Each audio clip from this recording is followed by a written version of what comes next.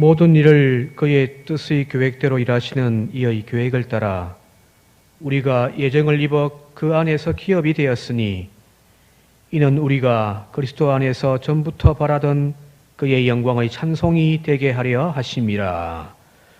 알파와 오메가 되시며 역사의 주관자 되시는 아버지 하나님, 여기까지 도우신 에베레셀의 하나님, 한 해의 마지막 주일을 각자의 삶의 자리에서 하나님께 올려드리며 여기까지 인도하시며 돌보신 그 사랑과 은혜에 감사와 찬송과 영광을 올려드립니다. 우리의 예배 중에 임재하셔서 영광 받아 주옵소서. 예수님의 이름으로 기도드리옵나이다. 아멘.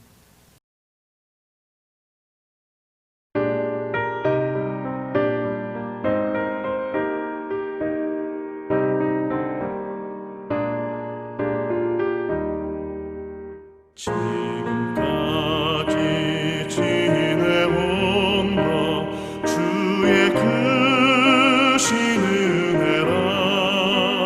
한이 없는 주의 사랑 어찌 이루 말하랴. 찬악해라 주의 손이 항상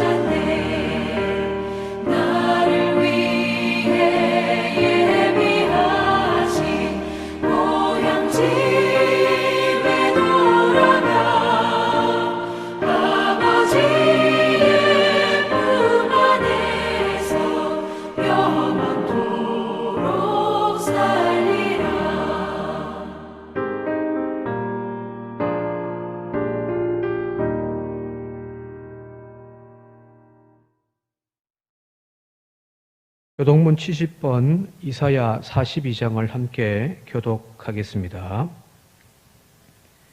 내가 붙드는 나의 종, 내 마음에 기뻐하는 자, 곧 내가 택한 사람을 보라.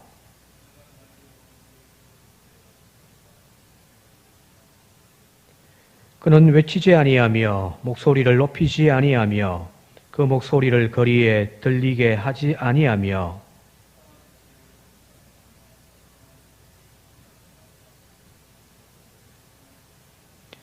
그는 쇠하지 아니하며 낙담하지 아니하고 세상에 정의를 세우기에 이르리니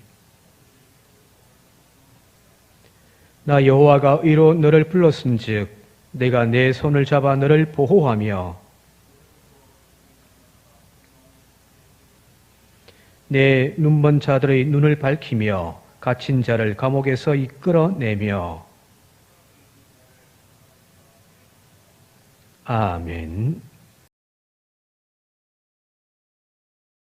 처음과 나중이 되시며 감사와 찬양을 받으시기에 합당하신 영광의 하나님, 지금까지 지내온 것이 주님의 크신 은혜입니다. 올해의 마지막 주일 예배를 하나님께 드리게 하심을 감사드립니다. 2020년 올 한 해는 참으로 힘겹고 고단하고 험난한 한 해였습니다.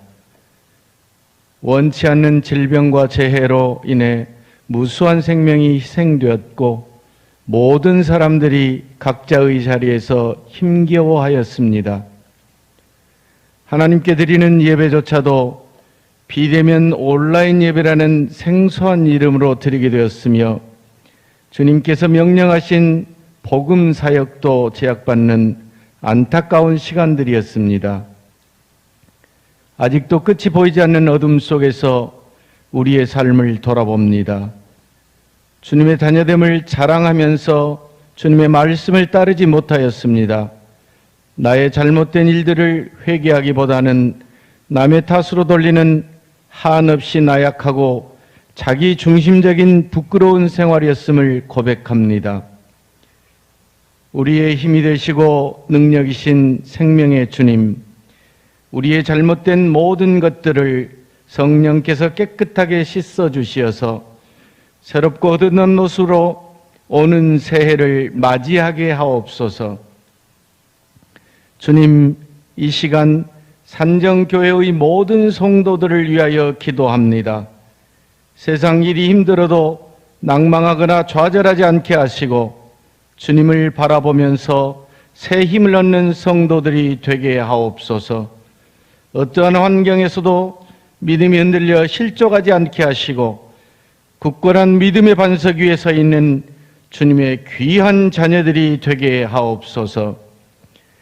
어려운 환경 때문에 오랜 동안 함께하지 못하는 애중원과 자유원의 형제들을 기억하여 주옵시고 여러 가지로 어려움 없도록 보호하여 주시옵소서. 주님의 종 목사님을 위하여 기도합니다. 휘장을 넓히며 장막을 넓히기 위해 한 해 동안 힘쓰고 애쓴 목사님께 능력을 주시옵시고 주님의 말씀을 대언하실 때마다 성령께서 함께하여 주시며 말씀을 받는 모두가 은혜 받는 시간들이 되게 하옵소서. 1년 동안 수고한 각 기관마다 부족함 없게 하시고 내일의 희망인 어린이부와 청소년부를 기억하사 그들에게 하나님의 지혜와 총명과 명철을 더하여 주시옵소서. 주님, 간구합니다. 전 세계에 공포를 씹는 코로나19 감염병을 물리쳐 주옵소서. 이를 위해 수고하는 의료진과 방역진의 건강과 지혜를 주옵시고 하루빨리 일상으로 돌아가 주님 주시는 평안을 간구하오며 모든 교회가 코로나 이전보다 믿음으로 굳세어져서 이 땅에 하나님 나라를 이루게 하옵소서. 지금까지 이곳까지 인도하신 에베네셀의 하나님께 감사드리며 이 땅에 우리를 구원하시기 위해 생명과 평화의 왕으로 오신 예수님의 이름으로 기도합니다. 아멘. 오늘 성경 말씀은 구약 성경 호세아 1장 9절에서 10절입니다. 여호와께서 이르시되 그의 이름을 로암미라 하라. 너희는 내 백성이 아니요 나는 너희 하나님이 되지 아니할 것임이니라. 그러나 이스라엘의 자손의 수가 바다의 모래같이 되어서 헤아릴 수도 없고 셀 수도 없을 것이며 전에 그들에게 이르기를 너희는 내 백성이 아니라 한 그곳에서 그들에게 이르기를 너희는 살아계신 하나님의 아들들이라 할 것이라. 아멘. 한 해를 마감하는 마지막 송년주일을 보내면서 2020년 정말 힘들고 긴 고통의 시간 속에서도 여기까지 인도하시며 은혜 주신 하나님께 감사함을 드립니다. 지난 며칠간 2020년도 했던 설교를 쭉 한번 되돌아보았습니다. 위로하고 용기 주는 설교보다는 우리의 허물과 영적 나태함에 죽비를 드는 심정으로 말씀을 전한 것 같습니다. 이것은 여러분들의 허물을 나무라는 취지라기보다는 아마도 올 한 해 한국 사회에 비춰진 교회의 민낯에 목사로서 너무너무 부끄러워서 그리했던 것만 같습니다. 이대로 가다가는 더 이상 희망이 없을 것 같다라고 하는 염려와 불안 때문이 아니었을까 싶습니다. 어쩌면 교인들을 향한 질책이 아니라 나 스스로에 대한 질책인지도 모르겠습니다. 그러나 우리가 아무리 우리 스스로를 바르게 하고 의로워지려고 몸부림친다고 하더라도 하나님의 자비와 긍휼이 아니면 결코 우리는 그분 앞에 설 수가 없습니다. 지난 수요 예배에서 잠시 설교하며 언급했습니다마는 하나님의 대표적인 속성은 공의와 사랑 이 두 가지입니다. 하나님은 의로운 재판장이십니다. 그래서 악을 미워하고 선을 높이십니다.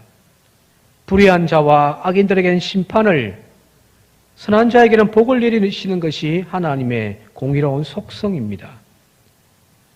그러나 또한 하나님에게는 사랑과 긍휼의 속성이 있습니다.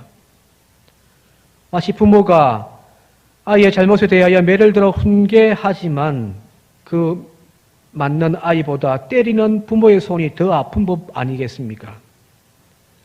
매를 맞아 우는 아이를 품고 함께 울어주고 아픈 것을 사매어 주는 것이 바로 긍휼이고 사랑이 아니겠습니까? 바로 이 하나님이 그런 분이라고 하는 것을 시편 기자는 이렇게 이야기합니다. 시편 99편 8편 말씀입니다. 여호와 우리 하나님이여, 주께서는 그들에게 응답하셨고 그들의 행한 대로 갚기는 하셨으나 그들을 용서하신 하나님이시니이다. 아멘. 공의와 자비 이 두 가지 속성이 하나님 모두에게 존재합니다. 그런데 성경을 읽다 보면은 공의의 하나님의 모습보다는 자비의 하나님의 모습이 더 크다는 것을 우리는 쉽게 발견할 수가 있습니다.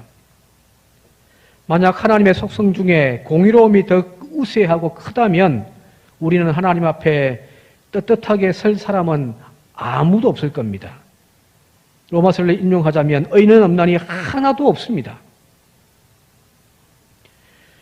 다니엘서에 나오는 벨사살 왕 때에 왕궁의 벽에 새겨져 있던 유명한 말 메네 메네 데겔 우바르신,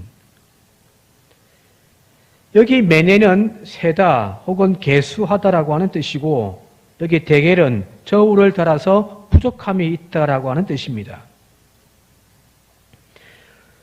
오늘 한 해를 마감하며 드리는 이 시간에 우리의 저울은 모자라지 않습니까?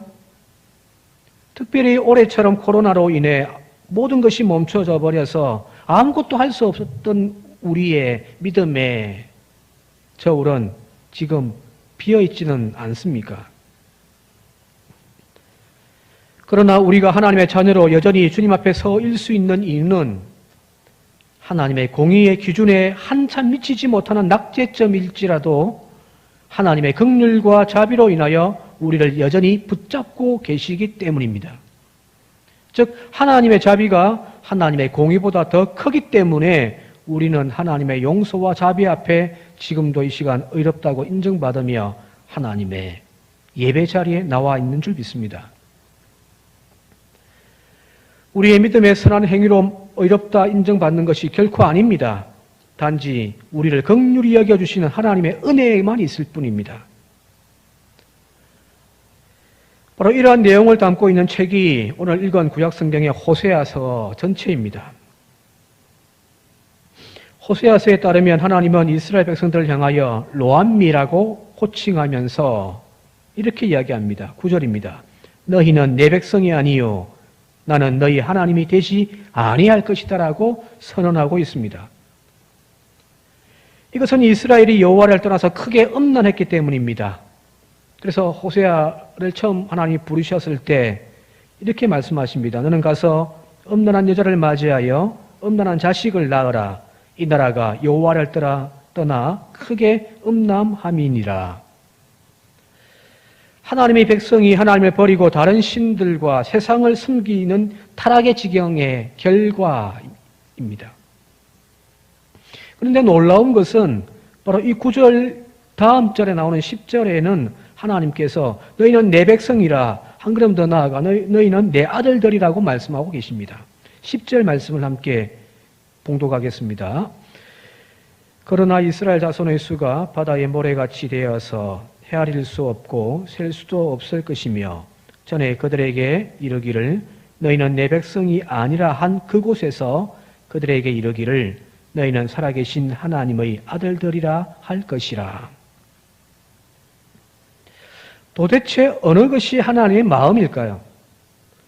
너희는 내 백성이 아니다라는 말이 맞을까요? 아니면 너희는 내 백성이요 내 자녀라고 하는 것이 하나님의 진짜 말일까요? 여러분들은 답이 무엇이라고 생각하십니까? 아마 부모라면 금방 답이 나올 것 같습니다. 우리가 자녀를 키우면서 아이의 잘못된 행동에 대하여 엄하게 꾸지람하며 매를 들어 훈육할 때가 있습니다.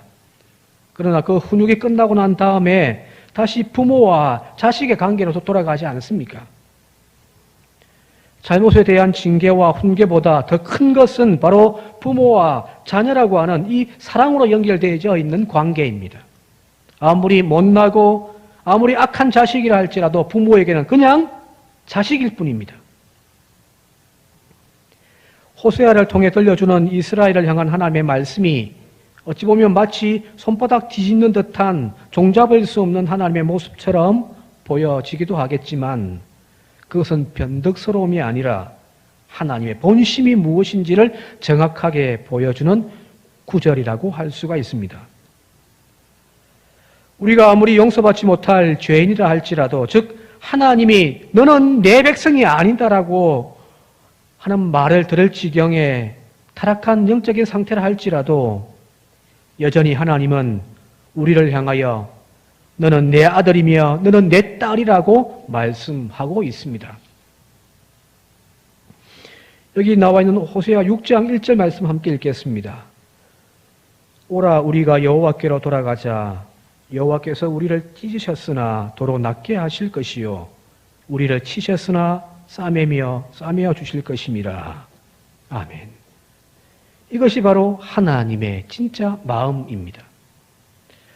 오늘 성년주일 예배를 드리며 한 해를 마감하면서 우리가 하나님께 감사해야 할 것들은 여기까지 도우시며 인도하신 에베레셀의 은혜라든지 일용할 양식으로 먹이신 그 은혜 혹은 각양각색의 서로 받은 축복들 그 은혜가 물론 있겠습니다마는 그것보다 더 크고 더 크게 감사할 것은 연약한 우리를 용서하시며 다시 시작할 힘과 용기를 주시는 그 은혜 때문이 아니겠습니까?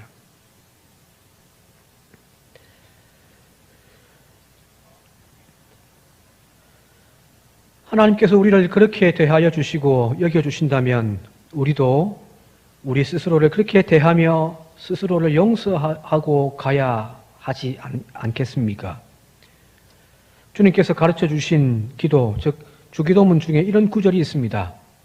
우리가 우리에게 죄 지은 자를 사하여 준 것 같이 우리 죄를 사하여 주시옵소서. 여기 용서라고 하는 것은 오직 타인을 향한 용서만이 있는 것이 아닙니다. 바로 우리 자신, 나 자신을 향한 용서도 분명 중요하다는 겁니다. 서양의 명언 중에 자기를 용서하지 못하는 사람은 타인도 용서하지 못한다라고 하는 말이 있다고 합니다. 우리의 마음속에서 행복을 빼앗아가는 도둑놈 둘이 있는데 그 첫 번째는 죄의식이고 두 번째는 두려움이라고 합니다. 죄의식이 나쁜 것만은 아니죠. 이 양심의 소리를 들을 수 있을 때 우리는 스스로를 반성하고 더 나은 사람으로 성장할 수 있지 않습니까? 그러나 어떤 사람은 이 죄의식에 깊이 사로잡혀 오히려 죄의 족쇄에 채워져 죄의 노예가 되기도 하는 사람이 있습니다. 우리의 마음속에 죄의식이 쌓이면 쌓일수록 자신을 미워하게 되어지고 쳐다보기도 싫어지게 되어지고 그리고 하나님의 자녀라고 하는 그 자존감마저 망가뜨리는 것이 바로 죄의식입니다. 하나님 말이 우리를 용서하는 것이 아닙니다. 우리도 우리 스스로를 용서할 수 있어야 합니다. 그래야 건강한 그리스도인이 될 수 있으며 또한 하나님의 용서가 의미가 있게 되어지는 겁니다. 우리의 내면의 자아를 호통치고 매질하는 것을 이제 잠시 멈추고 한 번쯤은 내 내면의 자아를 향하여 따뜻하게 한번 안아주면 어떨까요? 괜찮다. 너 올 한 해 수고했다라고요. 누가복음의 탕자의 비유를 여러분들 잘 알고 계실 겁니다. 둘째 아들이 아버지의 유산을 챙겨 먼 타국으로 떠나서 모든 재산을 다 탕진해버리고 거지가 되어져 버렸습니다. 심지어는 대지에 먹이가 되어지는 주염 열매조차 주는 이가 없어서 이제 굶어 죽을 지경에 처하게 됩니다. 바로 그때 그는 아버지의 집으로 돌아갈 것을 다짐하면서 이렇게 말하죠. 누가복음 15장 19절입니다. 지금부터는 아버지의 아들이라 일컬음을 감당하지 못하겠나이다. 나를 품꾼의 하나로 보소서 하리라. 여기 이 둘째 아들은 지금 불효막심한 자식, 아버지의 품을 떠나 실패하여 돌아온 그런 나약한 실패한 자신의 모습만 지금 보고 있습니다. 이제는 더 이상 아버지의 아들이 아니라 단지 그 집에서 일꾼으로 있는 품꾼 중 하나의 정도의 가치로 자기 자신을 여기고 있는 거지요. 왜요? 죄책감 때문입니다. 반면에 아버지는 그를 이렇게 세우며 제일 좋은 옷을 내어 입히고 그의 손가락에 가락지를 끼우며 여전히 너는 내 아들이라고 그를 환영하며 맞이하지 않습니까? 여기 아버지가 보고 있는 것과 둘째 아들이 보고 있는 것이 달라도 너무 다릅니다. 아버지는 자비와 용서의 관점으로 그 아들을 바라보고 있지만 이 둘째 아들은 죄책감에 사로잡혀 자신의 허물만 보고 있을 뿐입니다. 여기서 잠시 물음을 던진다고 한다면은 이 둘째 아들이 이제 아버지의 집으로 돌아와 새로운 삶을 출발할 수 있는 힘이 어디서 나올까요? 나는 아버지께 불효막심한 대역죄인이다라고 하는 죄책감이 그를 새롭게 이끄는 힘이 되어질까요? 아니면 이런 용서받지 못할 자신을 다시 품어 안아주시며 여전히 너는 내 아들이라고 용납해 주시는 그 아버지의 따뜻한 용서와 사랑의 마음일까요? 답은 너무 분명해 보입니다. 죄책감이 아닌 용서와 사랑이 우리를 새롭게 하는 강력한 힘이 되어진다는 것입니다. 물론 섣부른 자기 용서라고 하는 것은 자기를 합리화시키고 자기를 방어하는 부정적인 의미가 되어질 수 있겠습니다만은 여기서 말하는 자기 용서란 상대방인 하나님께서 먼저 우리를 용서해 주셨기 때문에 그 용서에 기초하여 나 자신을 용서하자라는 말입니다. 아무리 보잘것없는 한 해를 살아왔고 순종의 길보다는 불순종과 세상의 향락을 즐기며 살아온 지난 한 해의 삶이었지만 하나님 앞에 회개하며 엎드릴 때 주님은 우리의 어깨를 감싸 안으시며 이렇게 세워주시며 용서의 선언을 해 주십니다. 이제 남은 것은 내가 내 스스로 용서하는 일이 남아 있습니다. 그래서 여러분들 건강한 기독교는 죄인들을 양산해 내는 것이 아니라 그 죄의 속성에서 자유케 하는 하나님의 은혜를 깨닫게 하는 것이 건강한 기독교의 신앙입니다. 율법의 조문처럼 신앙생활을 강요하며 이것을 행하지 못하는 성도들에게 죄책감만을 심어주는 종교는 예수님이 강하게 거부했던 모습이 아닙니까? 기독교의 참신앙은 자신의 죄를 목격하도록 하는 것도 있지만 그걸 넘어서서 비록 죄인 되었던 우리를 대속하여 속죄하시는 그 십자가의 주님을 바라보게 하는 것, 그것이 바로 건강한 기독교의 신앙입니다. 속죄의 주님을 바라보는 겁니다. 이제 우리도 한 해의 끝자락 부끄럽고 죄송스러운 자리에서 저 십자가를 바라볼 수 있기를 바랍니다. 십자가 앞에서 한없이 작아지고 쪼그라드는 죄인의 모습이기는 하지만 그러나 주님의 사랑과 긍휼이 다시 우리를 이렇게 세워주시는 은혜를 경험하고 새해를 새롭게 출발하는 저와 여러분들이 되시기를 바랍니다. 그런데 여기서 조금 더 자신을 용서한다라고 하는 것이 어떤 의미인지를 살펴보도록 하겠습니다. 여러분, 남을 용서한다라는 것과 나 자신을 용서하는 것 중에 어느 것이 더 쉬울까요? 누군가를 용서하는 것과 나 자신을 용서하는 것, 어느 것이 더 쉬울까? 그런데 문제는 타인에 대한 용서는 사실은 쉬울 수 있습니다. 진정으로 어려운 것은 나 자신을 용서하는 것이라고 합니다. 왜 그럴까요? 바로 그것은 용서란 곧 사면입니다. 죄를 면하여 주는 거죠. 우리의 죄책감의 감옥에서 우리를 해방시켜 주는 것, 그것이 바로 자기 용서입니다. 현장에서 가늠하다가 붙잡혔던 한 연인이 있습니다. 마지막에 혼자 남아있는 그 여자를 향하여 주님께서 이렇게 말씀하시죠. 나도 너를 정죄하지 아니하노니 가서 다시는 너를 죄를 범하지 말라 하시니라. 이 여인의 새로운 삶은 주님께서 용서해 주신 것을 넘어서서 자기 스스로가 그 용서의 은혜를 수용하고 자신의 지난날 과거를 벗어버리고 다시는 그러한 죄를 짓지 아니하는 삶으로 나아갈 때 바로 그 상태가 바로 스스로를 용서하는 단계라고 할 수가 있습니다. 조금 더 구체적인 예를 들자면은 하나님과의 교제에서 세상의 즐거움이 더 빠져 사랑하고 또 그것 때문에 죄책감을 느끼는 성도들이 있다고 합시다. 물론 여기 있는 우리 모두가 다 거기에 해당될 수 있습니다만은 교회만 나오면 지난 한 주간의 삶이 하나님 앞에 너무 죄송스럽습니다. 거룩한 성도의 삶을 살지 못했고 세상과 똑같은 삶을 살아왔던 자기 자신이 부끄러워집니다. 그래서 언제나 하나님 앞에서 죄인입니다, 죄인입니다 라고 고백을 하는 거죠.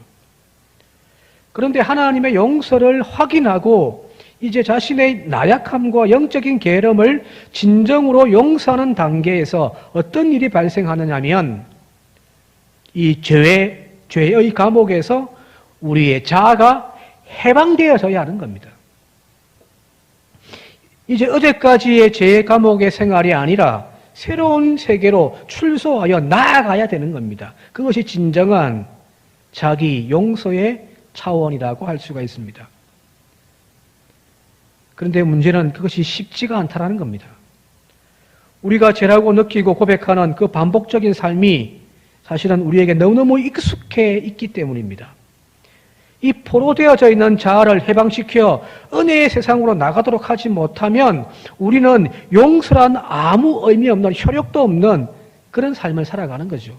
주님은 우리를 용서해 주셨는데 내가 내 안에 그 죄책감에 사람 앞에 있는 자아를 해방시키지 못하면 그 죄의 자리에서 이렇게 세우지 못하면 결국 주님의 용서도 나에게는 아무 의미가 없단 말이에요. 1994년에 개봉되었던 유명한 쇼생크 탈출이라고 하는 영화가 있습니다. 저 개인적으로도 감명 깊게 봤었던 영화입니다만은 이 영화에서 가장 감명 깊게 인상 깊게 다가왔던 장면 하나가 있습니다. 이 쇼생크 감옥에서 도서관 사서로 봉사하고 있는 브룩스라고 하는 할아버지가 있습니다. 그는 젊은 날 종신형을 선고받고서 이 감옥에서 50년을 복역하며 인생의 거의 대부분의 시간들을 이곳에서 보내며 살아왔던 사람입니다. 그런데 어느 날 이 늙은 죄수에게 가석방 명령이 내려졌습니다. 긴 감옥의 생활에서 벗어나 이제 자유하게 된 것이 얼마나 기쁠까요? 그런데 모든 사람들의 축하와 달리 그는 출감 며칠 전에 한 교도관을 인질로 잡고 소동을 벌입니다. 왜 그랬을까요? 그는 이곳 죄수의 감옥에서 50년이 넘는 시간을 보내며 이곳 생활에 익숙해져 버렸기 때문입니다. 밖에 나갈 용기가 없었던 거예요. 그래서 여기 계속 머물게 해달라고 지금 소동을 벌이는 겁니다. 비록 가석방되어 이제 자신의 죄에서 용서함 받고 세상으로 나가게 되었지만은 이 브룩스 영감에게는 세상 밖으로 나간다는 것 자체가 사실은 굉장한 두려움이며 공포였습니다. 그것이 오히려 더 불안한 것이 되어졌단 말이에요. 결국 가석방되어 사회로 나와 이 영감님은 살게 되었지만 사회에서 적응하지 못한 채 고통스러워하다가 마지막에는 스스로 목숨을 끊는 비극으로 마감하게 되어집니다. 자기를 용서한다라는 것이 그냥 말로 너 괜찮아, 너 잘하고 있어, 하나님의 용서 받았어라고 하는 것으로 끝나는 것이 진정한 용서가 아닙니다. 자신의 자아가 죄책감과 죄의 감옥에 그대로 머물러 둔 채 괜찮다 너 하나님의 용서 받았다라고 말하는 것만이 자기 용서가 아니라는 말입니다. 우리는 이 죄의 감옥에서 가두어진 채 죄인인 나를 그 자리에서 이제 밖으로 옮겨 나오도록 끄집어내어 어둠이 아닌 은혜의 빛의 자리에서 살아갈 수 있도록 이끄는 것이 진정한 자기 용서라는 말입니다. 그 전까지는 우리가 아무리 하나님의 용서의 은혜를 고백한다고 하더라도 되돌아서서는 다시 그 죄의 감옥에 머물러 있는 그 나약하고 비열한 내 모습을 향하여 끊임없이 우리는 다시금 정죄하게 되어질 것이고 죄책감에 빠져 살게 되어질 수밖에 없기 때문입니다. 우리도 이제 근사한 성도가 되기를 원하고 좀 더 나은 목사가 되고 싶고 그런 권사가 되고 싶다면 이전까지의 우리의 나약한 모습과 그런 삶에서 이제 이별을 고하시기를 바랍니다. 하나님께서 우리를 용서해 주시듯 이제 내가 내 스스로를 용서하고 새로운 삶이 되어줄 수 있도록 그 형벌의 속에 가두어져 있는 나를 포기하지 아니하고 끊임없이 그를 이끌어가는 저와 여러분들이 되어줄 수 있길 바랍니다. 여전히 변하지 못한 내 모습을 자책하거나 실망하기보다는 끝까지 그를 용서하고 그 나 자신을 세상 밖으로 이끌어내도록 몸부림치는 저와 여러분들이 되어질 수 있길 바랍니다. 이제 말씀을 정리하며 마치겠습니다. 이제는 어제와 우리의 다른 모습으로 살아가길 원합니다. 이전까지의 우리의 나약한 모습과 이제 이별합시다. 내 자아와 욕망을 쫓아 살아온 탕자였다면 이제는 하나님의 용서와 사랑받는 아들임을, 딸들임을 자각하고 그 은혜에 감사하면서 새해를 맞이하는 저와 여러분들이 되시길 바랍니다. 이제 이전의 나의 모습과 이별합시다. 잘가 나의 깊은 방황이요, 내 잘못된 모순이요, 나의 게으름이에요. 이렇게 이별하며 새해를 맞이하는 우리 모두가 되시기를 주님 이름으로 축원드립니다.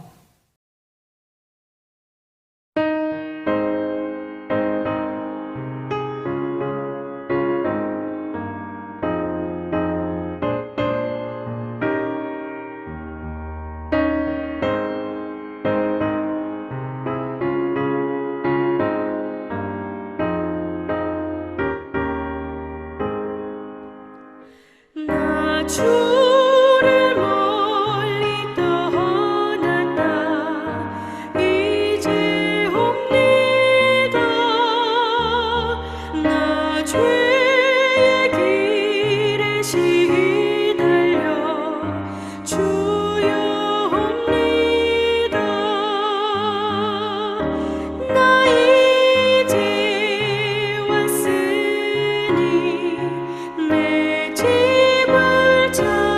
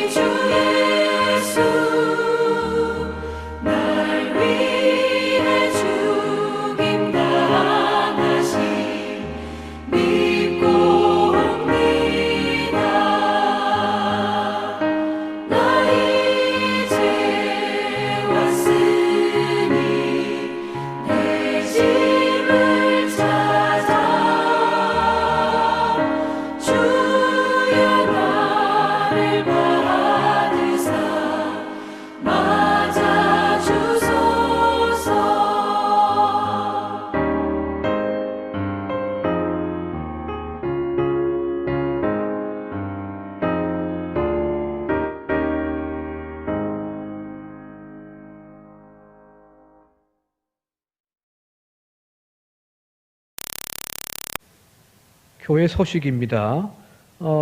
지난 성탄절부터 다음 주일 3일까지 모든 예배가 비대면 예배로 전환하여 드리고 있습니다. 특별히 이번 주 수요 예배는 영상을 제작해서 문자로 발송할 예정입니다. 많은 이용 바랍니다. 온라인 헌금을 하실 분들은 아래의 계좌를 이용해 주시면 되겠습니다. 특별히 입금하신 분들은 반드시 재정부와 또 교회 사무실로 헌금 내역을 문자로 보내주시면 감사하겠습니다. 성경 문제 풀이를 우편물로 발송하였습니다. 주중에 성경 문제를 풀어서 사무실로 제출해 주시기를 바랍니다. 교회가 상시 개방되어져 있습니다. 시간을 정하여 개인 기도 생활을 이어갈 수 있기를 바랍니다. 마지막 청소 봉사입니다. 이번 주 방역을 위한 청소 봉사는 삼여신도에서 봉사해 주시겠습니다. 삼여신도 회원들의 많은 협력을 당부드립니다. 이상입니다. 이제는 우리 구주 예수 그리스도의 은혜와 하나님 아버지의 그 지극하신 사랑하심과 성령님의 감화 감동하시며 교통케 하시는 역사가 각 처소에서 주님의 오심을 경배하며 예배하는 모든 믿음의 식구들 위에, 그들의 가정과 일터와 이 지역과 이 민족 위에 지금부터 영원토록 함께 계시옵기를 간절히 축원하옵나이다. 아멘.